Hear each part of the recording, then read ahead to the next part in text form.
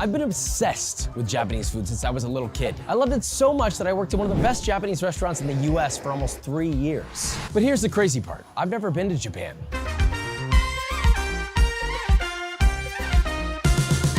So today that changes. I'm finally here to eat every single possible legendary Japanese street food that I can find. From the stuff that we already know to maybe some hidden gems that only the locals know about. And everything will be getting placed on an S tier list, and at the end of the video, we will give you our very best item. And we're starting at Harajuku, Tokyo. And I'm joined by local expert Yappy from Arigato Travel, one of Japan's best food tour companies. As his pin says, no Yappy, no life. Later on, we'll be going more street level, trying more traditional viral things like puffer fish and baby octopus, but we're starting our journey on Takeshita Street in Harajuku. Harajuku is the capital of a kawaii, which means cute, pretty, adorable. the second you walk on the street, I get why. So you've got pink, the smell of sugar, artificial flavors. Kawaii, like you.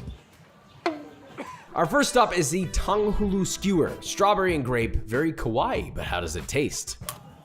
A lot of tanghulu, when it's not made properly, it doesn't have the right crunch. But this one, the actual coating is perfectly crisp, like glass. It doesn't stick, it's not chewy, and the strawberries are great too. Outside it's crunchy, so fresh inside. It's really nice, it's refreshing. So I'll give it a B. I don't think it's quite A-worthy. I think you should try it, but don't go out of your way. Our first score on the board, and now we are headed upstairs to grab an insane rainbow 6-layer cotton candy. Each layer is supposedly a different flavor, stacked on top of each other until it gets actually this big, which was concerning for my stomach.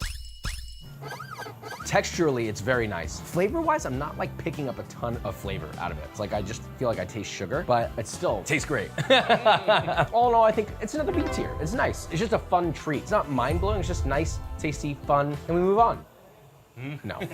So something I learned very quickly in Japan is that there's 0 trash cans outside, and we only tore off a couple pieces of this giant thing, so we offered it to this group of kids. Safe to say, they were pretty pumped. Hopefully they enjoyed it. What is a micro pig cafe? Oh my God, there's pigs! Yes. What? Look, they're having so much fun. This is better than Disneyland. And then this is not the only one. A Shiba cafe? And Capybara cafe? I love Japan.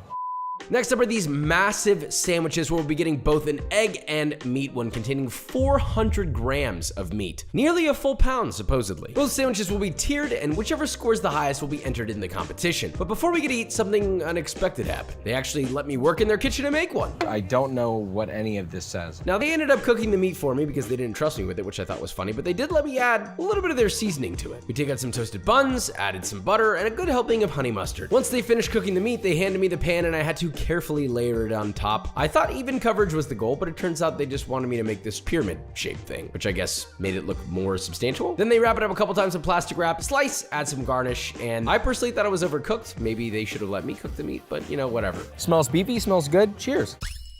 It's slightly overcooked just a little, but it's not dry at all. The meat is surprisingly tender, which I wouldn't have expected from skirt steak. The honey mustard plus the butter just adds this layer of richness. I'm a fan. I'll put this in an A tier. Now for the egg sandwich. Wow, literally overflowing. The bread can barely contain it. Phenomenal. Immediately better than 80% of breakfast sandwiches in the US. This is like a bodega sandwich on crack. The texture of the egg is just so nice. The salty ham, and you still taste the cheddar cheese in it too. It's cheesy, it's rich, it's creamy. I'm putting this in S. It doesn't need to get better. I'm happy with this. S tier, moving on. On our way out, a audience member stopped by to take a pic, and he decided to join us in rating the steak as well. For the best I've had, I would say I would put it at like an A probably. Still really good. I like this kid. So we have a rating double confirmed. Moving on to our last spot in Harajuku. I'm sure you've seen these twisted potatoes somewhere. They put them on a skewer, they fry them for a couple of minutes, and then they coat them in a salt and butter seasoning. I've always thought they were a little gimmicky, but you know, maybe they're good. We gotta give them a fighting chance here. You can choose 3 different sizes: long, longer, longest. This is the longest. I'm enjoying this. Multiple layers of texture. It's not quite evenly cut. So instead of it being super, super, super crunchy throughout the whole thing, you get some bites that are crunchy and you get some bites that have like a little bit of that fresh potato chew. Almost like a roasted potato in a way. I don't know who that was. I don't know what's going on right now. This is great. I think I'm gonna put this in an A tier. I was ready to complain.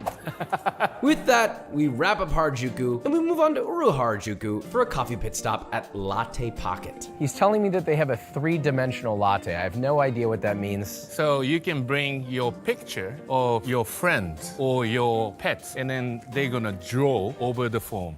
What? I'll be honest, this was cool to see happen, but it did make me question whether or not the coffee was gonna be any good. That's meringue. That's also meringue. Very nice. Yappy's going into another store, so we have me. Hello. Here's Nami. Uncanny. I feel like all cats kind of look the same unless they're ugly, and my cat is not ugly. Don't you dare say anything. I'll find you. Straight through meringue. Rip, give it a little taste. I mean, funny enough, the foam has like no flavor whatsoever, but it's fun. The coffee itself isn't half bad. For the novelty and the fun of it, you know what? I'll give it a solid B tier. I'm enjoying it, and I'm gonna drink it, and this is just a happy, fun time, and I love Japan. Thank you so much. Moving on. I could not believe my eyes at the next spot. We came all the way from Texas to try some Japanese street food, and surprisingly, there was Texas barbecue. How could we not try that? But I really wanna know, how does it compare to good old Texas? A slice of Texas in the middle of Tokyo. I wouldn't have guessed it. I thought I was getting away from it, and yet here we are. Let's taste.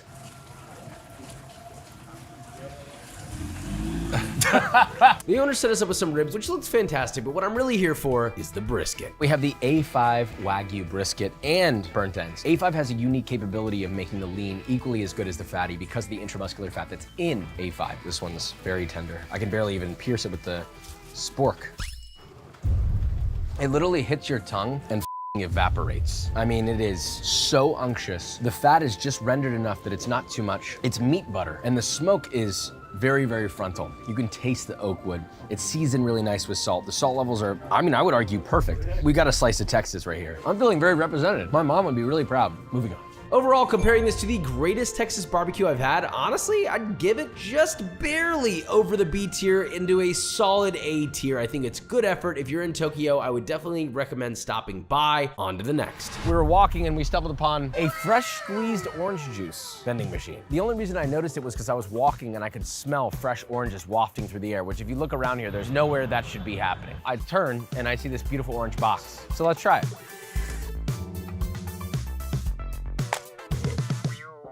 It's ice cold. It's so refreshing. The way it's squeezing it, it's getting that essential oil from the peel, so it has that like fresh, rich orange flavor. Where else are you gonna just randomly stumble upon freshly squeezed juice vending machine? It's an A tier. It's good. I could drink 100 of these. Moving on. Next item was a matcha crepe. They layered many things in this toasted bread, and some of them I couldn't identify. That is a potato? I'm worried about this one. Is it really possible for every element to be great on their own as well as combined? I mean, I don't know. There are components of this is good. The macaron is nice. It's got a good chew to it. The toast on the bread is actually immaculate. I think it's fried. I'm really not a fan of the whipped cream in there. There's no seasoning on it at all. There's no like sugar or anything. It's completely unsweetened whipped cream. And there's way too much matcha in there. It's like borderline bitter. Honestly, I really don't like this one. I'm so sorry. I'm gonna give this an F. I'm not gonna get this again. I feel like there's so many great foods in Japan and this is crazy overhyped. And I mean that with love. I'm loving my time here. I'm coming back, just not to this place. You know,